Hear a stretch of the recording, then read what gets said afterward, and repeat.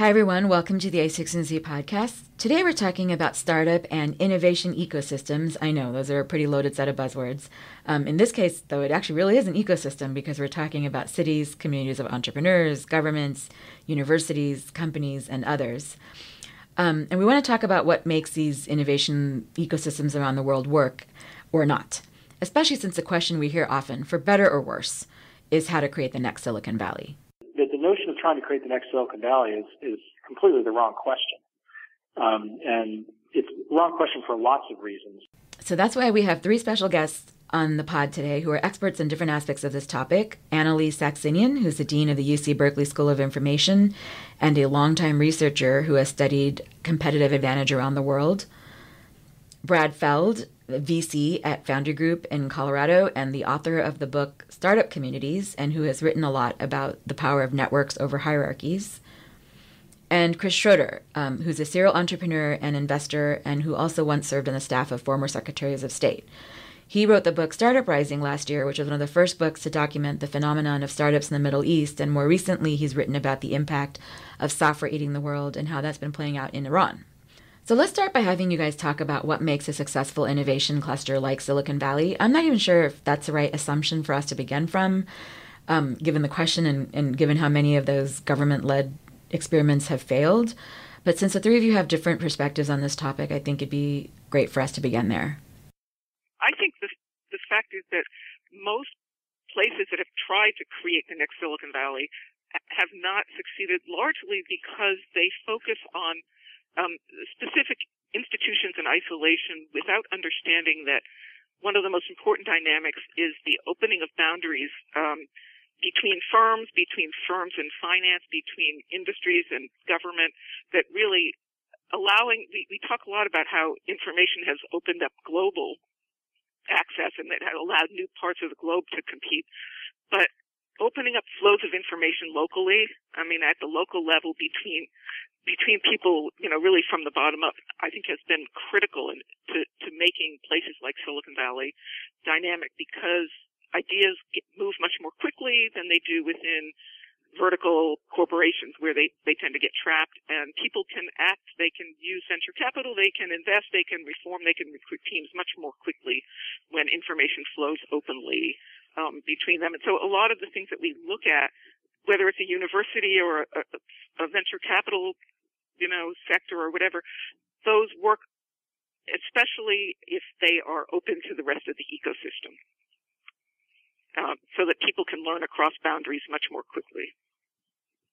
I think that people are learning across boundaries much more quickly, exactly as Anna said. I think there's something that's very different from any time before as these ecosystems have risen, and that is a very autodidact nature of young people with mobile devices to learn not only from each other and to share and innovate and collaborate on things that might be relevant within their markets, but they are instantly seeing the best practices and the best writings of people like Anna and people like Brad and people like Ben Horowitz, and they have an ability to access and engage and ask questions and improvise on what are best practices elsewhere in ways that we simply couldn't have talked about, I think, even 5 years ago. I had a conversation the other day with a bunch of young people in Iraq who were drilling me about different valuations of startups now and drilling me about different kinds of ways social networks are functioning in the United States and making their own analogies of what are relevant in Iraq, which of course was completely unprecedented. And when I was in Iran a month ago, all the young people wanted to show me on their smart devices not only how they were all on our social networks, which allows them to see each other as well as to see other parts of the world. All of them had access to Coursera. All of them were on Khan Academy. All of them were looking at Quora. All of them were looking at what other people are doing and building something bottom up, which is not a replacement for some of the challenges that are still essential in a traditional Silicon Valley story, but actually open up an opportunity and something that's happening in parallel that, again, we could not have talked about a few years ago. Now, I think these two constructs are profound and collide nicely. This notion of making, opening up boundaries, making them more porous, which Anna talks about and has very articulately for a long time, and a lot of the writing I've done about networks, especially networks versus hierarchies, is built on that. And what Chris just said about the technology enablement, which we've been talking about for 20 or 30 years, but is actually now reality in terms of how information flows across geographic boundaries. And what I think it results in is that the notion of trying to create the next Silicon Valley is completely the wrong question. And it's the wrong question for lots of reasons. But most importantly, each different geographic region, any city in the world, has different natural resources. And, when I say natural resources, I don't mean just physical natural resources, but structural dynamics about how the city works, about what in that geography or region is powerful or unique. And then you have this layer of knowledge that's pervasive that transcends geography. And over a period of time, not a short period of time, 20 years, 30 years, 40 years, you can have really amazing things happen in different startup communities if you take that very long arc with this notion of the permeability of this information across all kinds of boundaries, not just geographically, but within whatever that region is. Right. What are some of those assets, Brad, when you talk about, these are assets that aren't necessarily natural assets. I mean, we're now talking about information economy. So the assets can be in the form of human capital. What are your thoughts about how that varies across regions and what it takes to sort of make those communities thrive? Yeah, so it's important to level set and realize that every single city on the planet was once a startup. Right? We had this phenomenon where people decided to create a city somewhere for some reason, and it might have been, 100 years ago, it might have been 5,000 years ago. And so there are unique characteristics all over the globe about culture, about how the economy works, about how information flows, about what people care about the types of people that collect and grow over a period of time, independent of the academic institutions, the business institutions that get built in those geographies, and all of that is then wrapped around by how people interact with other people in that geography. So the thing that comes from that that's so powerful is if you have founders or entrepreneurs who are leading the effort of trying to do things in their geography, again, over a long period of time, learning and taking from other places, you get this self-referential phenomenon. And if you look at Silicon Valley, it's a great example of it. It's not a phenomenon that happened in the last 10 years, the last 20 years. I have a book on my desk that's called 100 Years of Silicon Valley, and it was written in 1994. Right? It's just a very, very long-term arc. And I think that, what happens with a lot of people who want to create, the next Silicon Valley in my geography is they're taking a very narrow short-term view versus saying, what is it about the city we're in that's so special and why people are here, and what can we do over a long period of time to build on that? I think I agree with everything that's been said. I think that we often have too short-term view, and that also each region is distinctive and needs to identify its distinctive capabilities. I do believe that different places have, just for historic reasons, have different skills, and it's those skills, as well as their institutions and the social structure, so for example, that can be built on. And so the first thing is to really think about what your sort of advantage is. So, for example, in Israel, they've been able to tap a lot of the military technology that has been funded for decades. In India, entrepreneurs have been able to sort of bootstrap from low-end body shopping sort of software programming into larger-scale software development. So it really is the opportunity for entrepreneurs to identify capabilities within a region and then build on them over time so that they become more valuable, not only locally, but to an export market as well. How does history and timing play a role here? In the case of Iran is actually particularly interesting given the recent news about sanctions and the existing groundswell of entrepreneurial and tech activity that's already there. I think there's no question that the arc of time is something that people really do wrestle, and the idea that you can build these things overnight is, as they point out, a mistake. I think interestingly, though, in a lot of these emerging markets, time isn't also their friend. And what I mean by that is you've got a lot of countries, and Iran is a perfect example of this, where 30 to 40% of the population is under 30 and doesn't have jobs. And so people are kind of looking at each other and saying, can technology help us to leapfrog? Can technology help us to light maybe some of our natural advantages so that we can not only do things within our markets or within our regions, but possibly and more controversially enter into markets more broadly? In the case of Iran, of course, it's been so locked down because of the sanctions. There's been a two-edged sword to it for them. At one edge, they've been locked out of some of the best practices, except as I pointed out, even with the crackdown on, access to the internet. Everyone I've met there of all ages have access to VPN. Every mobile phone I looked at had access to all the same things that we have access to. They know a lot about what's been going on, so they've always been able to end run that, I think, at one level. But the other edge of the sword has been that with other companies not being there, they've been compelled and forced, and particularly the new generation, to build a lot of interesting technology to effectively replace things. So, for example, I saw a startup, Google. You used to be able to get almost any app from the app stores from Google, and if you end run it a little bit from iPhone. But it became very hard, and obviously you couldn't get anything that you would have to pay for because of the sanctions. So what happened, a bunch of startups came up to fill that gap and create apps so people could use them for a period of time. And so there was this interesting both creativity and fire to make something happen, but at the same time it was out of necessity because the options were limited in what they can do. And the good news is they're now very talented, very capable, very tenacious, as good as almost any emerging growth market I've seen in early days. At the other hand, they're about to enter now a very, very competitive place, and I think it's going to be interesting to see how that plays out. I do want to add that Iran has an incredibly highly educated population. Of course, it has been cut off in all sorts of ways, and there's also a huge, very successful Iranian diaspora, which I suspect will, I know in Silicon Valley they've been dying to contribute back. So Iran is very nicely positioned in some important structural ways to continue contributing and to build on this innovative and entrepreneurial story that we're seeing already. Anna, what does the research show about because I agree completely with Brad that starting with the question of trying to emulate Silicon Valley is exactly the wrong question. Yet whether people are emulating Silicon Valley or not, there is a tendency to sometimes start innovation by imitating and as Christopher calls it, improvising. What does your research show about that? Innovation grows out of imitation and improvisation.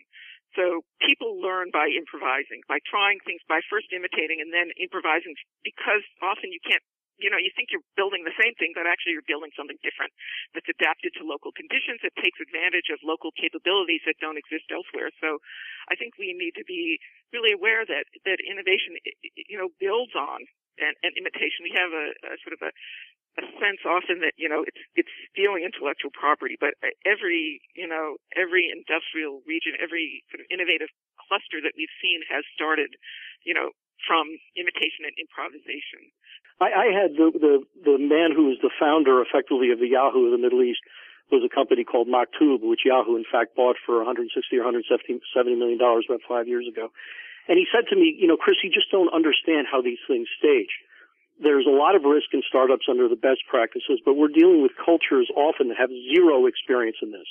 There's plenty of money in places like the Middle East. There's plenty of money in a lot of emerging growth markets, but people are used to deploying them to real estate. They're used to deploying them to something that's hard and a construct. The idea that 80, 60, whatever it is, % of your portfolio could go to zero is just not yet part of the culture in many of these instances. So if all of a sudden, as he said, some kid 5 years ago would come home and tell his parents in Egypt that I'm dropping out of college because I've got this great idea for something I'm going to call Facebook, and trust me, 650 million people are going to be on it, and I'm going to make billions of dollars. His friends would have laughed at him, his teachers would have laughed at him, his parents might have kicked him out of the house. But if all of a sudden you come home and say, you see this thing called Yahoo? Well, are there a lot of people who speak Arabic? Yes. Are there people who'd like to have email? Yes. Are there a lot of people, in fact, might even want to sell things? Yes. And all of a sudden you say, well, if that worked there, maybe a smaller version that can become a bigger version works there. And then you get the flywheel starting. Because what ended up happening in the case of Maktub is it has literally kicked out 25 other companies, one of which is Souk.com, which is the largest e-commerce player in the Middle East, which just got valued at over $1 billion. And I can assure you out of that, there'll be, another 50 entrepreneurs who will come out and kick out money, and the flywheel will continue. And so I just think that this improvisation stage is an absolutely natural early stage that people will build upon. Can this all really happen at a bottom-up level, though? Is there a role for top-down government in creating these innovation clusters, especially when it comes to things like rule of law? Yeah, I challenge the assumption that you need top-down. I think I think that a lot of people approach the top-down as necessary, but it's effectively not sufficient. And so when you have top-down in the absence of bottom-up entrepreneur-led phenomena, grassroots, whatever phrase you want to use, nothing really happens. You get this stagnation. If you have bottom-up phenomena where all of a sudden the startup community starts to develop and grow because you've got entrepreneurs and to Christopher's last point, as they're successful, they reinvest back in the community. Often, and especially, in different parts of the economic cycle, you have top-down focus. And you have government start to try to organize what's going on in the startup community, or you have academia or university in the city try to become the central point of what's going on. And that is not going to be a successful path. What is a successful path is when those institutions figure out how to attach to the chaotic network that's being built and participate in the network rather than try to control it. And that's where the conversation about top-down starts to get complicated, because it's not that those organizations and institutions don't have a role or shouldn't be involved or can't be involved. Quite the opposite. They're very beneficial. However, when they start trying to organize and control the activity or legislate the activity, it tends to generate a lot of second-order effects that are stifling and, in some cases, actually constrict the growth and development of what's going on in terms of the startup community. Yeah, I couldn't agree more with that. I think, we have this model of government leading, and that just can't be the model. This has to be, you could have a public sector or other agencies at a minimum, they should be permissive. I think we have a lot of places where you'll go and find governments that are not even permissive, that control flows of information or control capital markets in ways that don't work. But just because they get in the way doesn't mean that they can also lead. They need to be in conversation with entrepreneurs, with innovators about what will facilitate. What are the, I think that the ideal role for a public sector or even for a university or other institution in a region that's trying to be innovative is to talk to the people who are innovating and say, what are the obstacles and what can we do to help support you? Do you need more skill? Is there something that we can do to help generate more skill? Are there certain kinds of policy change that would help? These are all valuable things, but they can't be top down. They cannot have the sense that they will either plan in the traditional top-down sense or lead this. They have to be contributors, really almost co-equals with the entrepreneurs and the innovators. That makes a lot of sense, actually, but I do think that I don't want to assume that we're being naive about it, but I do think that there is a certain purity to how we view government sometimes, because when I think about travels in third world countries, it's probably not the appropriate phrase, it's certain developing world countries, I think of corruption, bribery, the fact that some governments can just seize your assets without notice. And these are not things that are familiar to us because for any complaints that we have about different governments, we are still used to living in a society that's actually very well run and organized. And I want to hear your guys' thoughts on how to deal with that when it comes to an entrepreneurial ecosystem. I'll revel in my naivete. But more importantly, I actually don't think that, for example, an American democracy is a particularly well-organized or well-structured phenomenon. I think part of the reason it's so resilient is that it's not. And the difference is we have a framework of rules, which, by the way, have a very, very hard time keeping up with innovation. And that framework of rules has then a way they're enforced.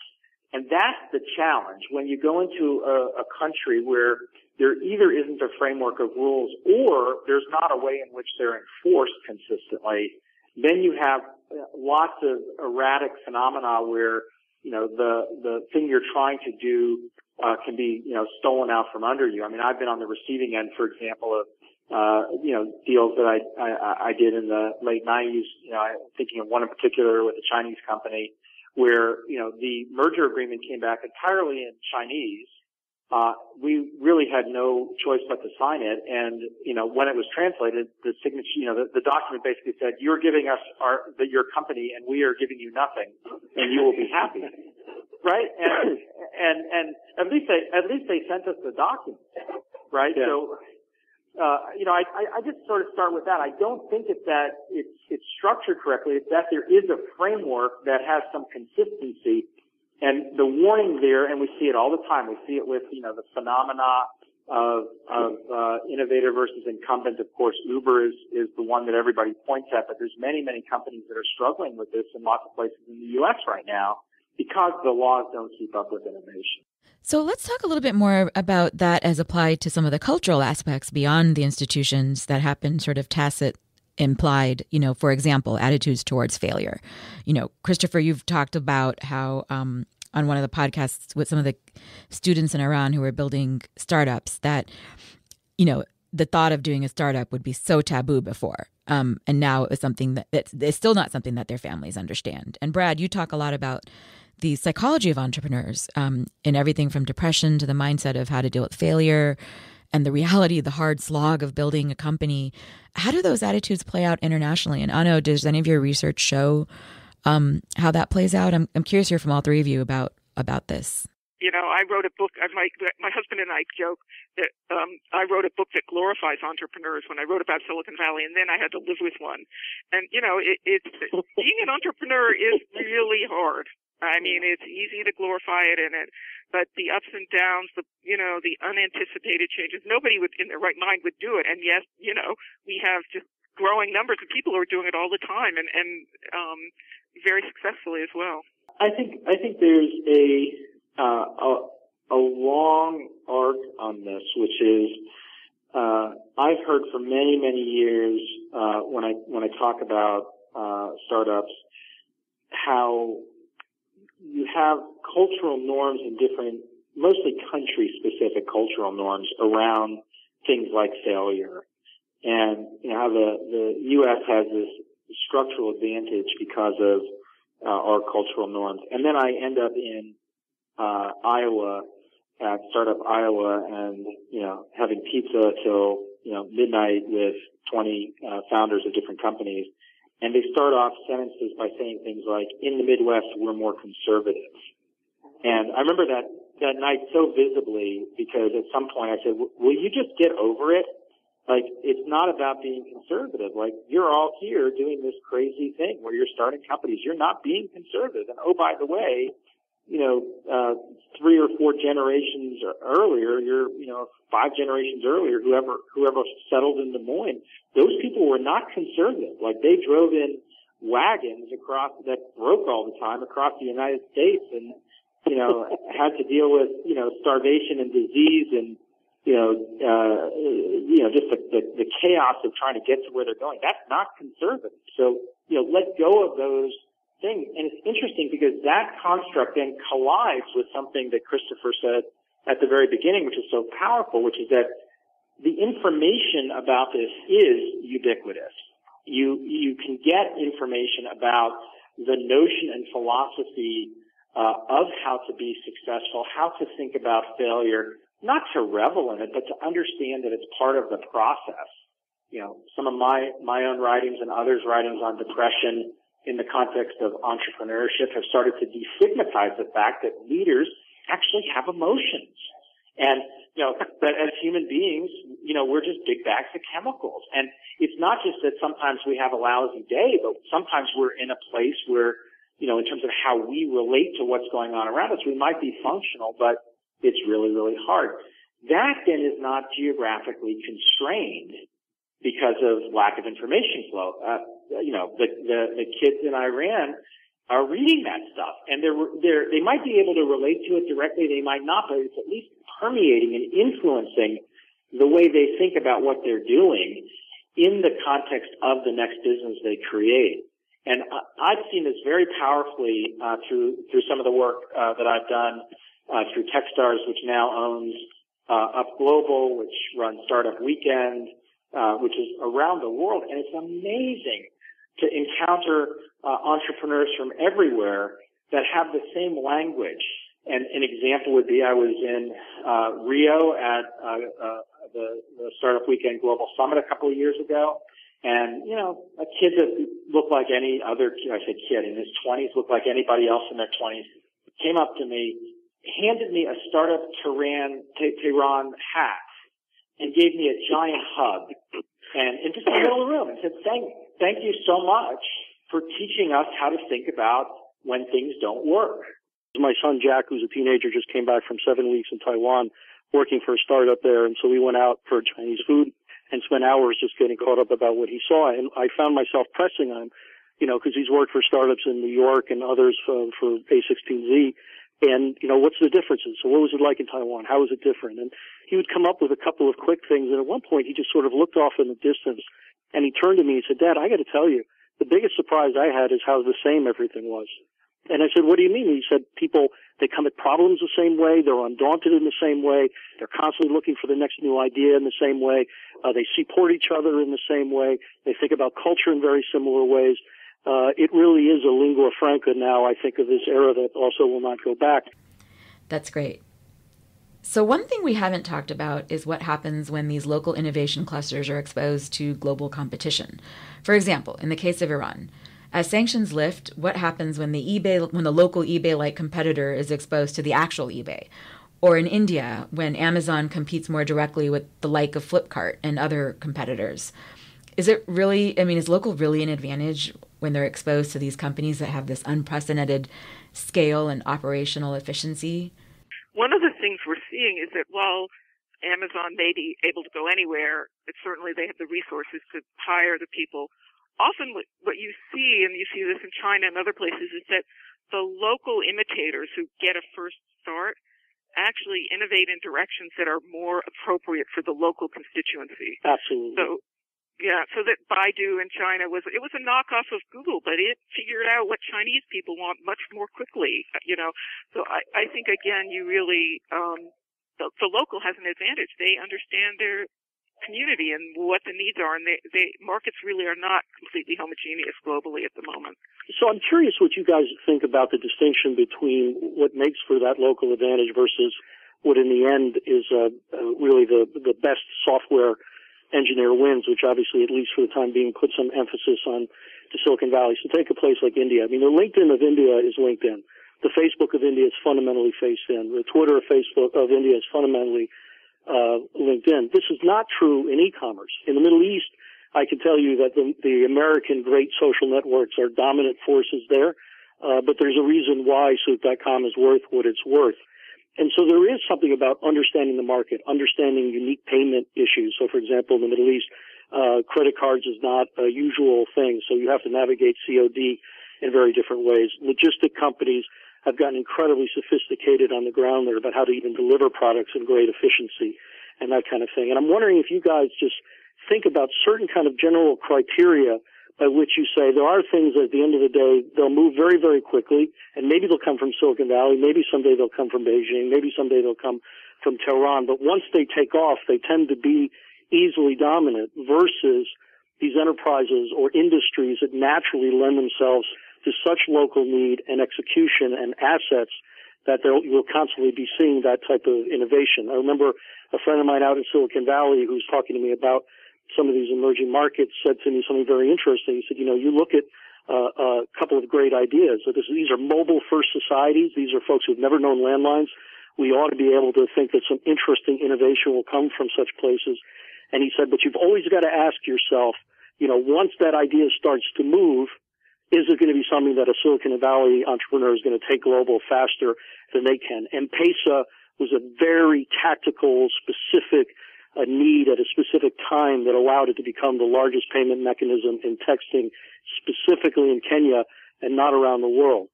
And so I'm sort of curious how you guys wrestle the idea of what makes for a global software for which perhaps even Silicon Valley will continue to have a great advantage, and what in local, you know, 2 or 3 things or whatever really stick out that gives that kind of advantage for these emerging markets. So Christopher, the examples that you gave lay right across how I tend to think about it, which is the more complex I would say value chain. I was going to say supply chain, but it's really value chain. Going back to, Michael Porter's value chain framework. It's the more complex the value chain is between the end customer and the supplier of the product or the manufacturer of the product. And the more complex that is, the bigger the local advantage. And I think you can probably dissect it across, I'm not being precise in my language when I say manufacturer and I'm saying value chain, but I think you probably take, even Porter's framework and look at the different steps of it and say, is there a local advantage to this stage, in, whatever you're looking at?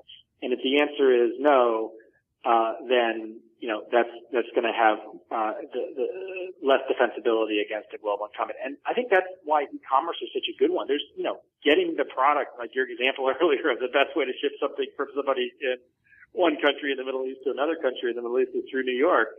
Okay, that's not going to work for, the model that Amazon's executing on. The last comment I make on this, I can't remember